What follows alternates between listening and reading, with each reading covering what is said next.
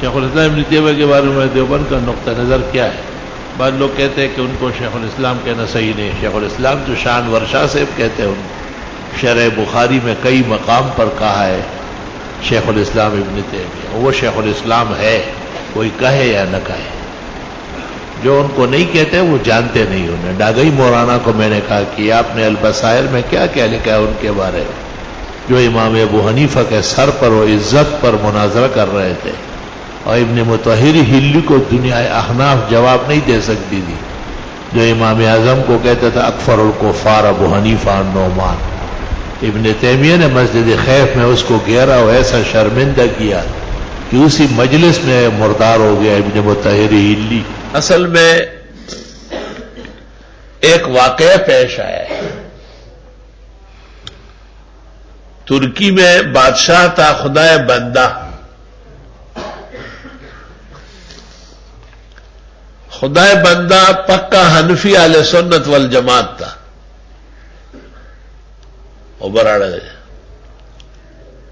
اور اس نے بیوی کو 3 طلاق دی. اب بادشاہ جب ملکہ کو طلاق دے تو خانہ تو ویران ہو جائے گا، اور پریشان بہت تھا. لڑکے اور لڑکیاں بھی تھی. وہ بھی بادشاہ سے خفا ہو گئے کہ اس عمر میں ہماری ماں کو طلاق دی. بادشاہ بہت پریشان تھا. چاروں ائمہ اور ان کے اتباع نے بادشاہ کو کہا کہ گنجائش نہیں ہے، درمیان میں حلالہ کرنا پڑے گا. بادشاہ حلالے کے لیے تیار نہیں. اس زمانے میں ابن مطہر ہلی ایک بہت ناکارہ قسم کا عالم تھا، روافظ کا. بہت زبان دراز تھا اور بہت مکار اور عیار تھا. وہ بادشاہ تک پہنچا اور اس نے کہا یہ تو ایسے ابو حنیفہ و مالک اور شافعی و احمد کے ڈکوسلے، اہل بیت جو اصل رسول اللہ کا گھرانہ ہے، ان کے نزدیک 3 طلاق ہوتی ہی نہیں. نظام الدین شافی وہ گفتگو کے لیے آیا دربار میں. نظام الدین بہت اچھا عالم تھا اور بہت بڑا فقیہ تھا، لیکن وہ مناظر نہیں تھا، اور وہ ابن مطہر ہلی کی چالاکی نہیں سمجھا. اور گفتگو کے اندر ابن مطہر ہلی غالب آیا اور ثابت کیا گیا کہ مذہب اہل بیت میں طلاقات ثلاثہ واقع نہیں ہے. لہذا بادشاہ کی بیوی دستور منکوحہ ہے اور نکاح برقرار ہے، اور طلاق حلالے کی کوئی ضرورت نہیں ہے. نظام الدین شاشی اتنا بڑا عالم تھا کہ ان کی شکست فاش کا سن کر علماء سارے کے سارے گھبرا گئے، چاروں مذہب کے.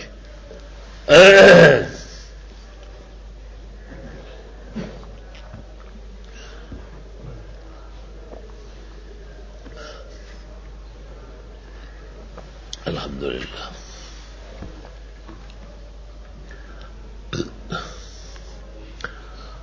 اور انہوں نے بھی ہمت ہاری. ابن مطہر ہلی کو خدائے بندہ نے شیخ الاسلام بنایا ترکیہ کا، اور خطبے سے ابو بکر عمر و عثمان کا نام نکالا، اور ائمہ اطہار اہل بیت ائمہ کے نام ڈالے، اور ٹھیک ٹھاک سلطنت جو ہے وہ روافظ ہو گئی. اور جہاں بادشاہ جاتا تھا ابن مطہر ہلی ساتھ ہوتا تھا، اور شاہی گھوڑوں پر اور اونٹوں پر کتب خانہ ہوتا تھا. اب ابن مطہر ہلی جو ہے اس کا تکبر اور شیطان اور بڑھ گیا. بادشاہ جب حج کے لیے گیا 725 میں، تو وہاں اعلان ہوتا تھا اکفر الکفار فی الدنیا ابو حنیفہ النعمان. سب سے بڑا کافر دنیا کا ابو حنیفہ ہے. 726 میں جب اعلان ہو رہا تھا، 727 میں، تو شیخ الاسلام ابن تیمیہ بما تلامیذ کے ذہبی اور ابن قیم کے، ابن کثیر کے آ چکے تھے، حج میں موجود تھے. اس نے کہا یہ کیا باتیں ہو رہی، اعلان کس طرح کا ہو رہا؟ لوگوں نے کہا کہ وہ ابن مطہر ہلی ہے، اور ترکیہ بادشاہ اس سے متاثر ہوا ہے اور واقعہ پورا سنا ہے.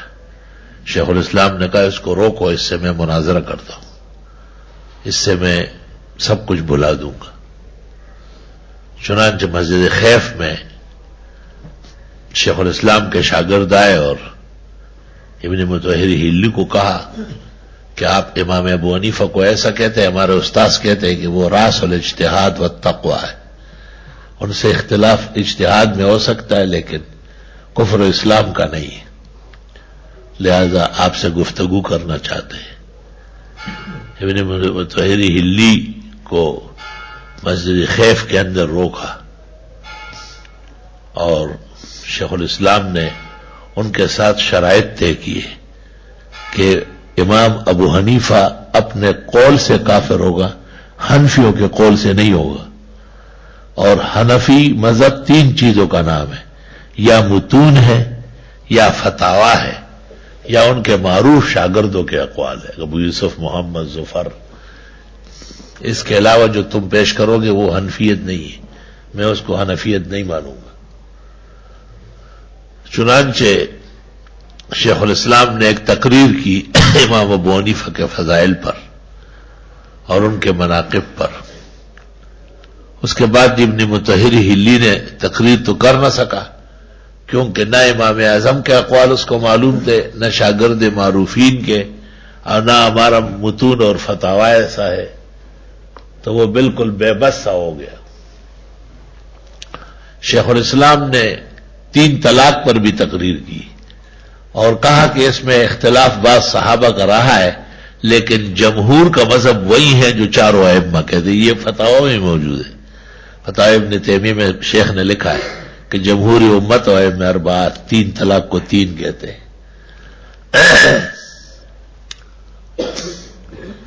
کہتے ہیں کہ شیخ الاسلام کی گفتگو سننے کے بعد جب دیکھا گیا تو ابن مطہر ہلی اپنی نوبت پر اٹھا نہیں، دیکھا گیا تو اس کا جان نکل گئی تھی۔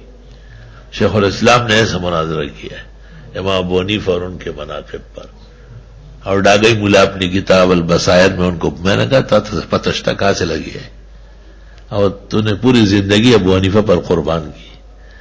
اور مسجد خیف میں بادشاہ دوبارہ سنی ہوا، اس کا نکاح نئے سرے سے پڑھوایا گیا اور سابقہ بیوی ان سے ہٹائی گئی ہے۔ ابن تیمیہ نے کوئی ہیلہ کیا، اس میں کچھ مجھے اضطراب ہے۔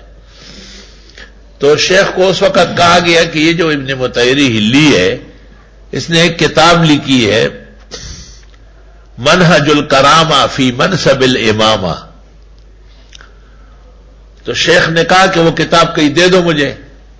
وہ کتاب جو دربار میں بادشاہ کے سامنے گفتگو کی تھی وہ باتیں ہیں اس میں۔ شیخ نے اس کا جواب لکھنا شروع کیا اور حران جا کے اس کو مکمل کیا، اسی کا نام ہے نا منہاج السنت النبویہ فی رد الشیعۃ والقدریہ۔ اور اس کتاب کے متعلق مورخین کہتے ہیں حری بأن یکتب بماء الذہب، اس قابل ہے کہ سونے کی روشنائی سے لکھی جائے۔ حری بأن یکتب بماء الذہب، تو سروزر پس یہی نکل واڑی داسی کتاب دے منہاج السنت النبویہ فی رد الشیعۃ والقدریہ۔ پنجپیر مولانا صاحب رحمت اللہ علیہ کی سفارش پر سہیل اکیڈمی نے شائع کیا 2 ضخیم جلدوں میں، اور اس کے اخیر میں منہج الکرامہ لگا ہوا ہے۔ آج کل سعودیوں نے اس پر نئے سرے سے تحقیق کی اور 9 جلدوں میں لکھا ہے، بہت اعلیٰ اور عمدہ، اور علماء کو فری بانٹتے ہیں، مجھے بھی کافی نسخے دیے ہیں، لیکن اس سے منہج الکرامہ ہٹایا ہے، یہ اچھا نہیں کیا، منہج الکرامہ ساتھ ہونا چاہیے۔ میں نے کئی دفعہ دورے والوں کو کہا ہے کہ ایسی ایک کتاب ڈھونڈو، یہی منہاج السنت النبویہ فی رد الشیعۃ والقدریہ، کہ جس کے ساتھ منہج الکرامہ ہو تو وہ میری طرف سے سب کو گفٹ ہو جائے گا، ہدیہ ہوگا، لیکن پتہ نہیں ہے نہیں یا مل نہیں رہی، 9 جلدوں والی ہے۔ اس میں منہج، جب تک آپ منہج الکرامہ نہیں دیکھیں گے آپ کو ابن تیمیہ کے علم کا زور نہیں معلوم ہوگا۔ وہ تو اس کا رد ہے نا، اس کو متن بنا کے ادھر رد کر رہا ہے اس کا۔ یہ ہے قصہ 3 طلاق کا، اور اس 3 طلاق پر خدا بندہ برباد ہوا ہے، اور نظام الدین شافی نے سارا نقصان کیا ہے. حالانکہ وہ جدلنگے دو نے اسے تبلار بے دی مناظرہ دس دانا والا سلا رات لے پشیا جان والو سے آغا بدماش د جہان ٹول سلطنت ترکیہ تس نس. تفسیر ابن کثیر اس کا اصل نام ہے تفسیر القرآن. بس شیخ الاسلام ابن تیمیہ کا خاص شاگرد ہے، اور شیخ الاسلام ابن تیمیہ اور ان کے شاگرد قرآن کے ماہر ہیں. شاہ انور شاہ اعتراف کرتے ہیں وَعَلَمْ أَنَّ ابْنَ تَيْمِيَّةَ وَأَصْحَابَهُ لَا يَمُرُّونَ بِالْآيَةِ إِلَّا يُفَسِّرُونَهَا أَحْسَنَ تفسیر. یا احسن تفسیر یہاں ہے یا ابن تیمیہ اس کے شاگرد ہو رہی ہے.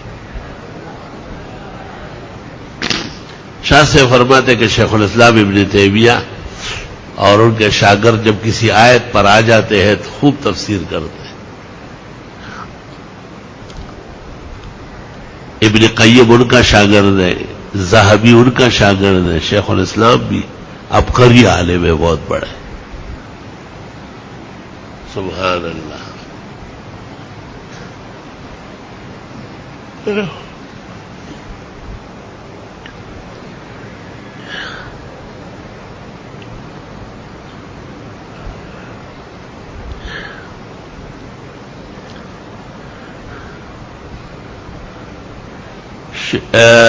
عماد الدین کے نام سے معروف ہے، اور ابو الفدا ان کی کنیت ہے. عماد الدین ابو الفدا، بعض کہتے ہیں کہ نام اسماعیل ہے. تفسیر ابن کثیر 4 جلدوں میں، آج کل دارالشام مصر نے 8 جلدوں میں شائع کی ہے. کچھ نسخوں کا فرق بھی ہے. بہت عمدہ تفسیر ہے، بہت اچھی خوبصورت تفسیر ہے. ابن کثیر تاریخ کا بھی امام ہے، حدیث کا بھی امام ہے. اگر میرے پلنگ کے قریب سے ابن کثیر ہٹا دیا جائے تو مجھے بہت صدمہ ہوگا. آتے جاتے بھی میں اس کو دیکھتا ہوں. شیخ و مرشد مولانا سرفراز خان نے بھی مجھے کہا تھا کہ میرے بھی اصل ماوا و مرجع ابن کثیر ہے. بہت اچھی تفسیر کرتے ہیں. تفسیر قرآن میں پھر شیخ ابن تیمیہ کا لحاظ نہیں کیا ہے، جمہور کا ساتھ دیا ہے. جی اگرچہ ابن تیمیہ بہت بڑے آدمی ہیں، جب ان کی وفات لکھنے لگے البدایہ والنہایہ میں